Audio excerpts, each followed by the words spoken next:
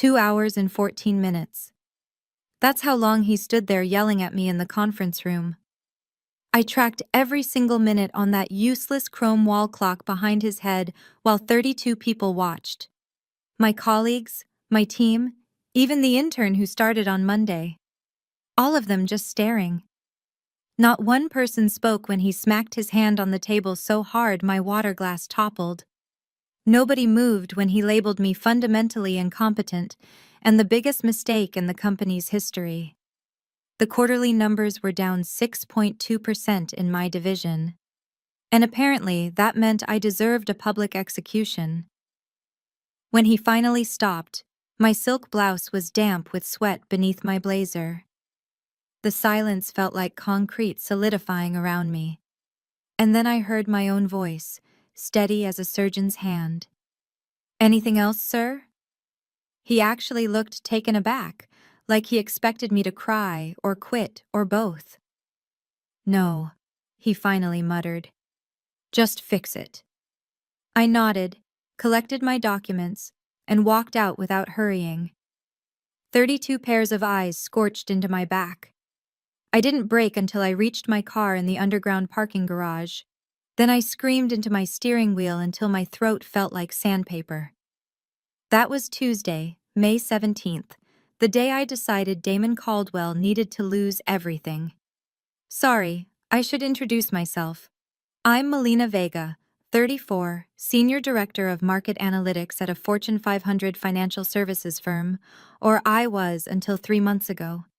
People who know me professionally would describe me as meticulous, composed, the woman who triple-checks her work and arrives at meetings with contingency plans for her contingency plans.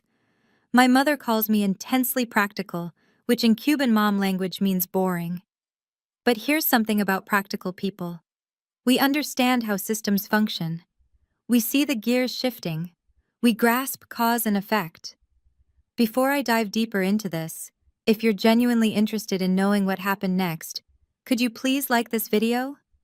Also, subscribe to the channel and hit the bell icon to get alerts when we upload new stories like these. And tell me in the comments where you're watching from, because honestly, what I'm about to share might be the most valuable lesson some of you ever learn about workplace justice. Let me tell you about Damon Caldwell, 46, Executive Vice President, Harvard MBA. The kind of man who owns a yacht but doesn't actually enjoy sailing. He just likes throwing parties where everyone has to take their shoes off before stepping aboard.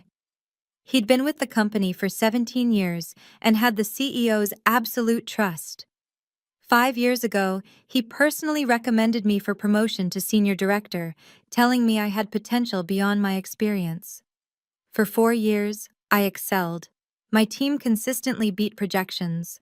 I earned internal awards. Clients requested me specifically for their presentations. But something shifted last year. Damon stopped recognizing my achievements, started nitpicking trivial issues, leaving me out of meetings I should have been in. I attempted to talk to him directly, professional, respectful conversations about my concerns. He'd nod, promise to look into it. Then nothing changed. I began documenting everything. Every email, every meeting, every report, just in case. Then came the Morton account, a huge potential client worth millions in annual revenue. Damon assigned it to my team, but with ridiculous deadlines. When I pointed this out, he smiled and said, "I thought you were exceptional, Melina." Prove me right. My team worked non-stop for 2 weeks. I barely saw my apartment except to shower and switch clothes. We produced a flawless presentation package addressing every concern the client had raised in early discussions. The morning of the presentation, Damon called me into his office. "There's been a shift in plans," he said, not lifting his eyes from his computer. "Lyle's team will take the Morton presentation." Lyle Donovan, the golden boy who'd been at the company less than a year, the one who played golf with Damon on weekends. "My team has been working on this for 2 weeks," I said, keeping my voice controlled. "We addressed all their concerns, built the models, and Lyle's team will use that exceptional groundwork," Damon interrupted. This isn't personal, Melina. Morton specifically requested a fresh perspective. I knew it was a lie.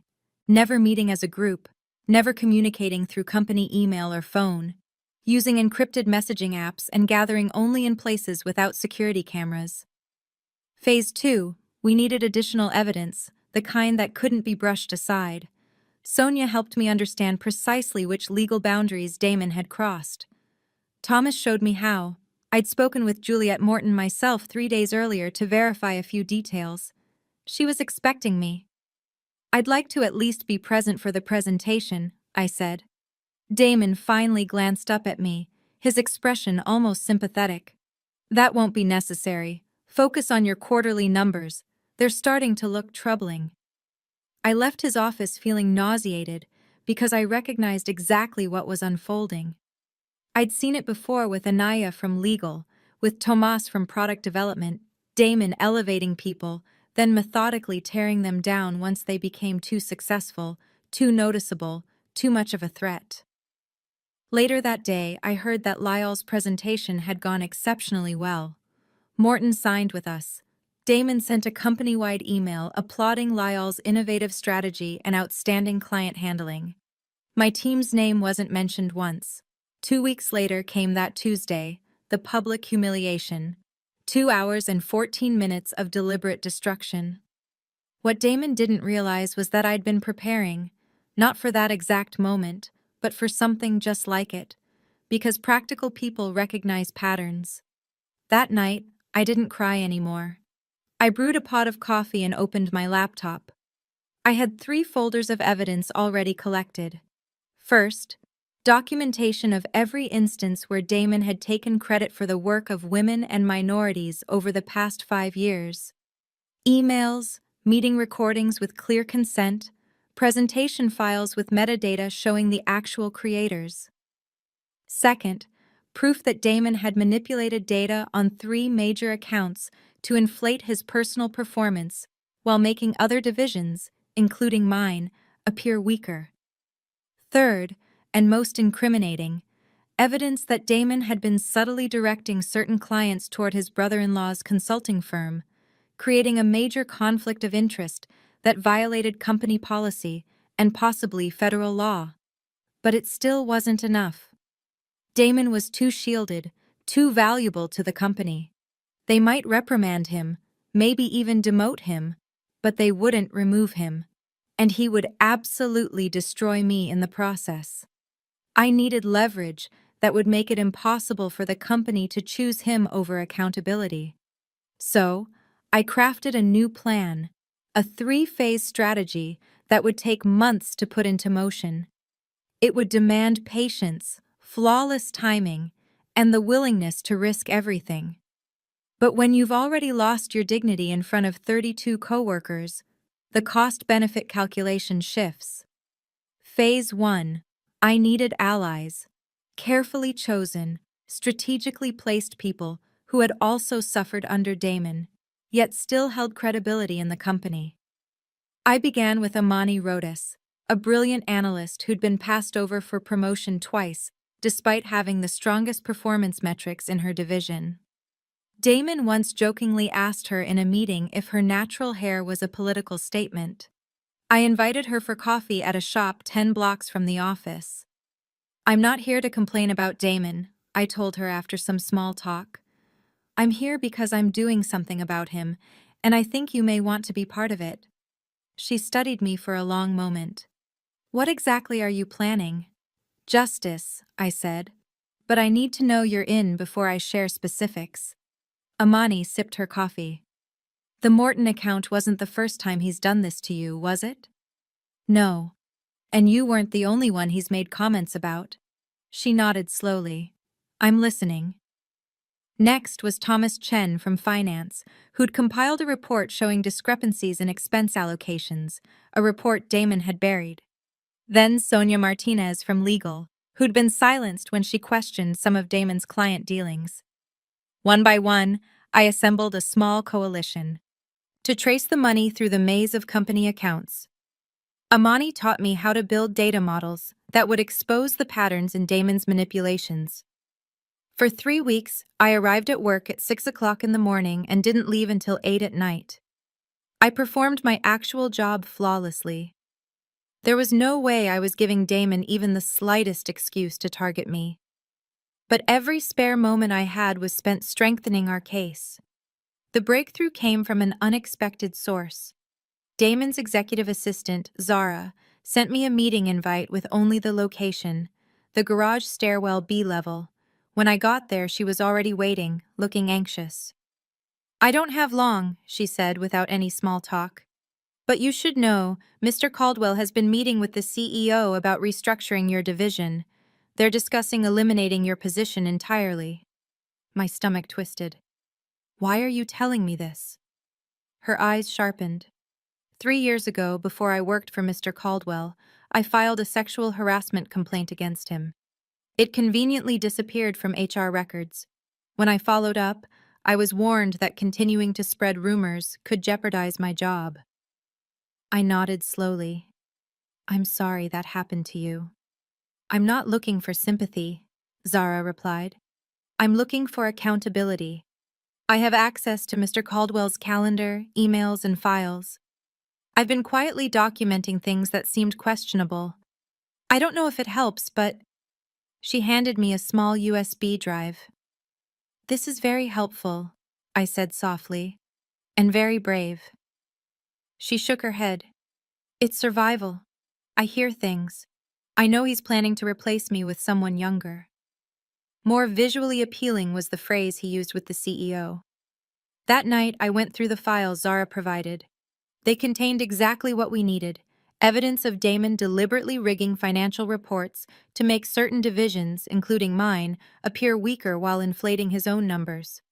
There were emails proving he'd redirected potential clients to his brother-in-law's firm in exchange for kickbacks.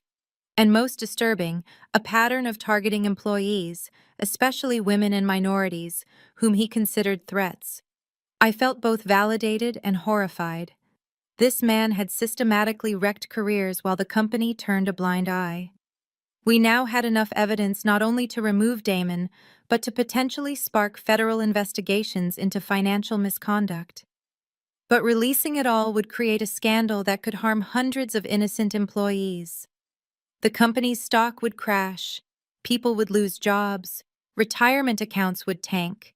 I needed a precise strike, not a nuclear blast.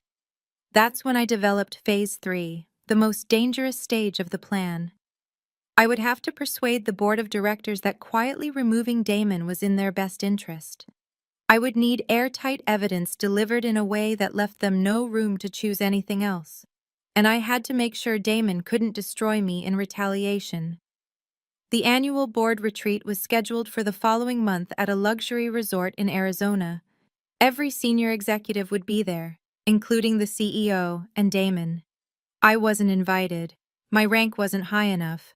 But Sonia from legal would be attending to present on regulatory compliance. We spent the next 3 weeks crafting a presentation unlike anything the company had ever seen. We assembled the evidence into clear, undeniable exhibits: financial data, email chains, witness accounts, everything carefully documented and validated. We built a secure website where it could all be accessed with a password and prepared to display it on screen. Sonia would have exactly 7 minutes to speak on her designated topic before the lunch break. We rehearsed how she would seamlessly shift from regulatory compliance to specific compliance issues involving one executive, only naming Damon once the evidence appeared on screen. The night before the retreat, I couldn't sleep. We had a single chance. If it failed, we'd almost certainly lose our jobs, maybe even get blacklisted across the industry. Damon had influential allies. At 4:37 in the morning, my phone rang. It was Sonia, her voice tight with fear. "They changed the schedule. I'm not presenting until tomorrow, and my time has been cut to 3 minutes." My mind raced. Could be coincidence. "There's more," Sonia added. "Damon cornered me at the welcome reception, said he was looking forward to discussing my future with the company. He knows something's going on." "Melina." I closed my eyes, trying to think. "Where's the CEO right now?" "Still at the reception." I think most people are heading to dinner soon. Is your presentation loaded and ready on your laptop? Yes, but find Thomas. Tell him to create a distraction at dinner. Something disruptive enough to empty the room, but not serious enough to end the event. Then get the CEO alone. Tell him you have urgent information he needs to review before tomorrow's sessions. Melina, I can't just... You can. We've come too far to retreat now. Call me afterward. The next 3 hours were the longest of my life. I paced my apartment, glancing at my phone every few minutes. Finally, at 8:23 in the evening, Sonia called back. It worked, she said, her voice a blend of shock and triumph. Thomas dumped an entire tray of drinks on the governor's wife. While everyone rushed to help clean up, I got 5 minutes with the CEO, told him I had alarming information about financial misconduct that couldn't wait until tomorrow. And he watched the first 2 minutes of the presentation and stopped me. Said we needed to take this to his suite immediately. Melina. He convened an emergency closed session with 3 board members. They viewed the entire thing. My heart thudded in my chest. What did they say? The CEO asked me to remain in Arizona an extra day. Said they'd have to address this matter right away. Then he thanked me for my bravery in speaking up. I sank onto my couch. And Damon? No clue. He wasn't present. But the CEO's assistant was already making calls as I left. The next morning, I woke to 3 missed calls from Sonia and a text that read, "Check your email now." I scrambled for my laptop, pulse racing. A message had just arrived from the CEO's executive office requesting that I join an urgent video conference at 9 o'clock sharp. The time was 8:43.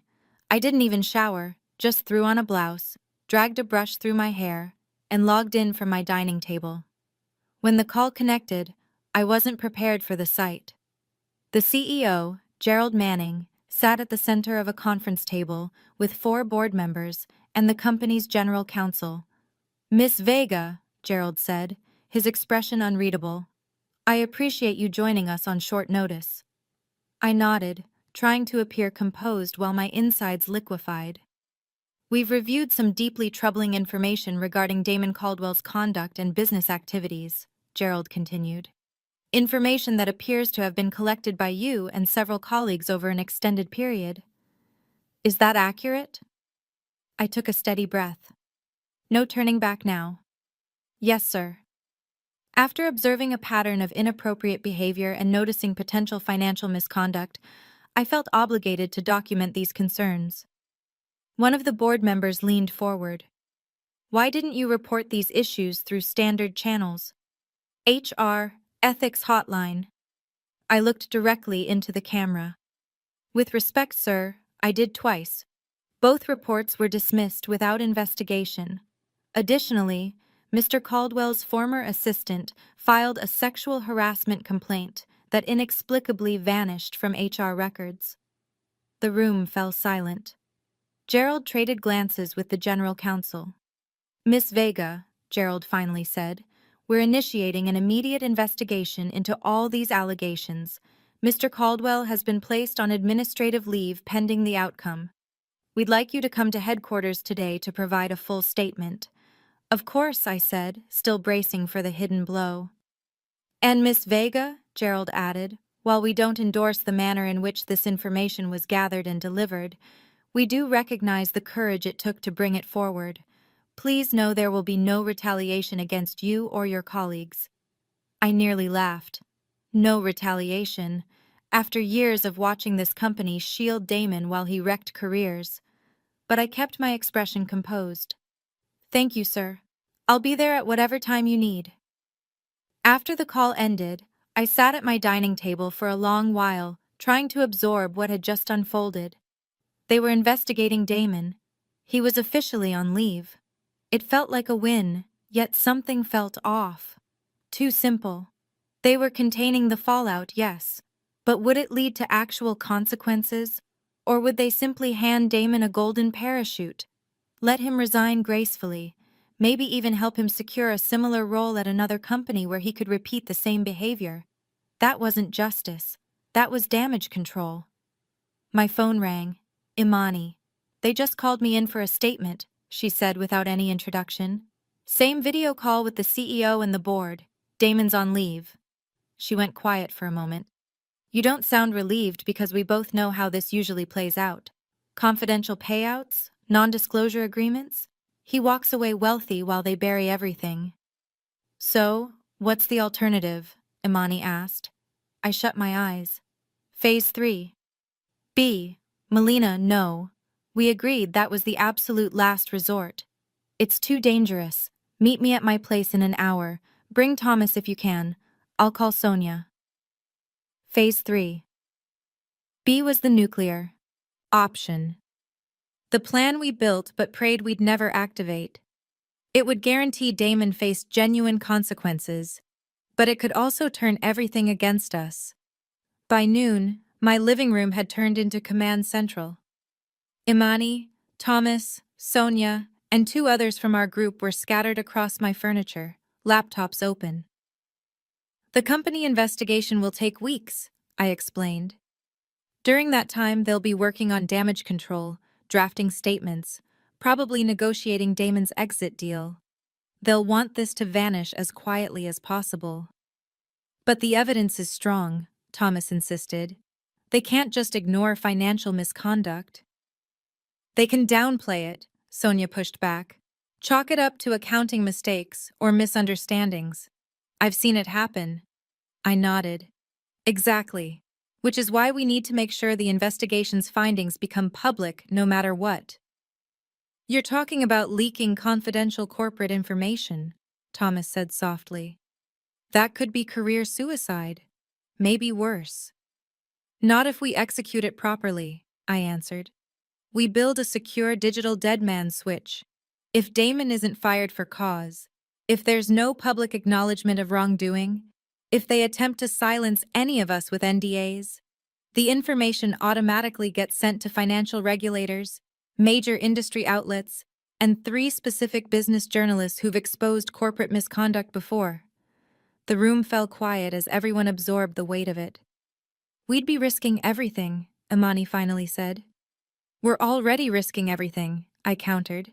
At least this way we guarantee real consequences. Slowly, one after another, they agreed. We spent the next 4 hours assembling the system, ensuring it couldn't be traced back to any of us. The trigger would be simple. If Damon received any severance beyond what he was legally owed, or if he was permitted to resign instead of being terminated, or if the company refused to publicly acknowledge the misconduct, everything would release automatically. Then we went to headquarters and gave our statements separately, each of us spending hours with investigators, HR representatives, and legal counsel. I handed over all the evidence we had collected, minus the dead man switch details. For the next 2 weeks we waited, carried on with our jobs, pretended everything was normal, while the investigation unfolded. Damon remained on leave, his office dark, his parking spot empty. Then a company-wide email arrived from Gerald. After a thorough investigation, we have determined that Damon Caldwell engaged in behavior inconsistent with our values and policies. Mr. Caldwell is no longer with the company. Effective immediately. We are committed to fostering a workplace where all employees are treated with respect. The email continued with corporate language about values and procedures, but the message was unmistakable. Damon was gone. Yet there was no mention of financial misconduct, no acknowledgement of the careers he had derailed, no apology to those he had harassed or discriminated against. That afternoon, I was summoned to Gerald's office. He sat alone behind his enormous desk, looking fatigued. "Miss Vega," he said, motioning to a chair. "Please sit." I remained standing. I prefer to stand. "Thank you." He nodded, studying me. "I wanted to personally inform you that Mr. Caldwell has been terminated without severance. The investigation confirmed many of the issues you raised." "Many, but not all?" I asked. Gerald's expression tightened. "We found sufficient cause for termination. That's what matters." "With respect, sir, that's not all that matters. What about the people whose careers he ruined? The financial misconduct, the harassment? Those matters are being addressed internally," Gerald said firmly. As for careers harmed, including yours, I've personally reviewed recent performance evaluations and compensation decisions. Appropriate adjustments will be made. And the public accounting? Will the company acknowledge what actually happened? Gerald leaned forward. Miss Vega, you've achieved what you set out to do. Damon is gone. But dragging the company's reputation through the mud doesn't help anyone. It hurts shareholders, employees, clients. Is that your goal? I met his gaze steadily. What I want is accountability. Not just for Damon, but for the system that shielded him for years while he harmed people. The system, Gerald repeated, his voice cooling. The same system that just terminated a senior executive largely based on evidence you collected. The system that isn't taking action against you for how you gathered that evidence. The system that ignored formal complaints allowing HR records to vanish. That looked the other way for 17 years, while Damon created a hostile work environment for anyone he viewed as a threat, particularly women and minorities. Gerald was silent for a long moment. What exactly are you asking for, Miss Vega? A public statement acknowledging the full scope of the misconduct, a formal apology to everyone affected, and a third-party audit of all promotion decisions, performance evaluations, and compensation adjustments made under Damon's influence over the past 5 years. That's completely unreasonable, Gerald said, color rising in his face. The legal and financial implications alone would be significant, I interrupted, but not nearly as significant as what would occur if the full evidence became public. If regulators initiated investigations into the financial improprieties, if class action attorneys got involved, his eyes narrowed. Is that a threat? It's reality, I said calmly. I'm not the only one with copies of the evidence, sir. 3 days later, the company released a public statement far more detailed than anything I had expected. It acknowledged systemic discrimination, harassment, and financial misconduct by a former executive. It announced the third-party audit I had requested. It even included an apology to those whose careers and well-being had been negatively impacted. The statement didn't name Damon, but industry insiders knew exactly who it referenced. His reputation was destroyed overnight. No golden parachute, no quiet transition to another company, no cover-up for his actions. 2 days after the statement, I received a call from a journalist at a major business publication asking for comment on the situation at our company. I declined, of course, but the story ran anyway, with anonymous sources detailing Damon's behavior. Then another publication ran a piece, then another. Within a week, Damon Caldwell had become the poster child for toxic leadership and corporate accountability failures. His name turned radioactive in the industry. No company would touch him. A month later, I was promoted to executive director with a substantial raise. Gerald personally delivered the news, his smile not quite reaching his eyes. We both knew it wasn't just recognition of my skills. It was insurance against potential lawsuits. But I accepted it anyway. Amani received her long-overdue promotion as well. Thomas was appointed to lead a new financial oversight committee. Sonia became head of a newly created ethics compliance team. Even Zara, Damon's former assistant, was offered a position with better pay and a clear advancement path.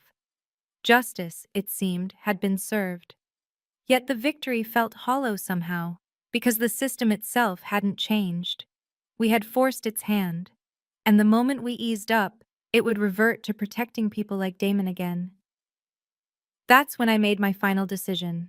I accepted the promotion, the raise, the corner office. I smiled in meetings with Gerald and the board. I played the good soldier for exactly 6 months. Then I resigned. My resignation letter was simple. I was leaving to start a consulting firm specializing in workplace culture and corporate accountability.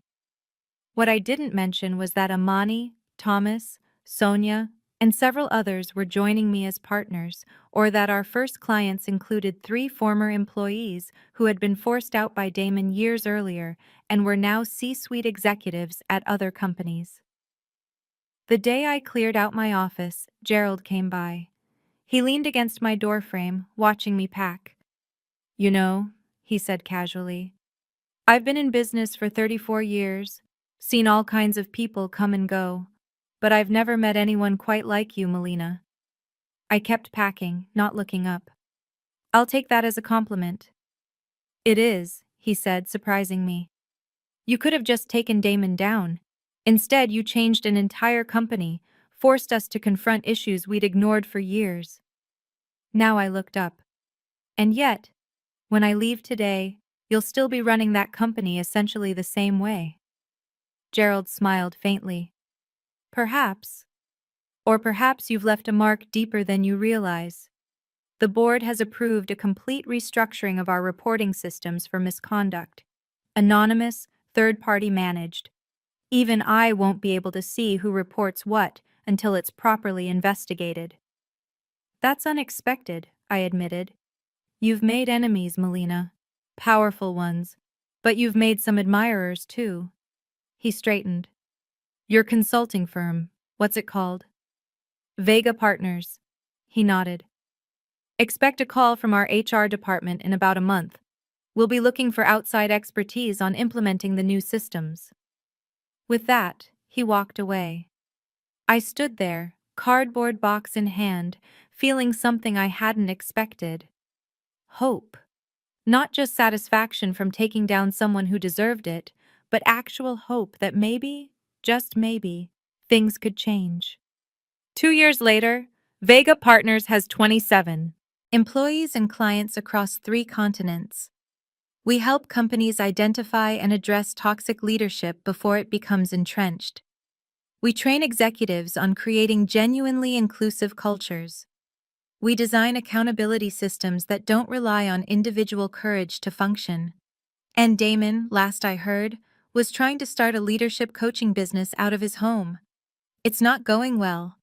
Google his name, and the first 3 pages of results are all about his misconduct and termination. Digital karma is forever. As for me, I sleep better now. The nightmares about those 2 hours and 14 minutes of public humiliation have mostly faded. I still flinch occasionally when executives raise their voices in meetings, but I'm working on it. The company, ironically, became a client 6 months ago. Gerald retired last year, and the new CEO is serious about cultural transformation. Sometimes change has to be forced, but once it begins, it can take on a life of its own. I want to be clear. What I did wasn't personal revenge. It was accountability. It was refusing to let another generation of talented people be destroyed by toxic leadership.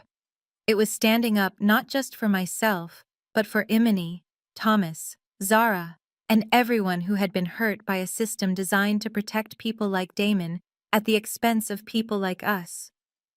If you're watching this and in a similar situation, document everything. Find allies. Know that you're not crazy for feeling mistreated. Most importantly, understand that systems can change, but rarely from within. Sometimes you have to walk away to make the biggest impact. If my story resonated, hit the like button. Share it with someone struggling in a toxic workplace, someone being gaslighted by a powerful boss. Subscribe to hear more stories about workplace transformation and accountability. Leave a comment about your own experiences. Let others know they're not alone. That's how change happens. One story, one witness, one courageous act at a time. I stood alone in that conference room for 2 hours and 14 minutes, but I'm not standing alone anymore, and neither are you.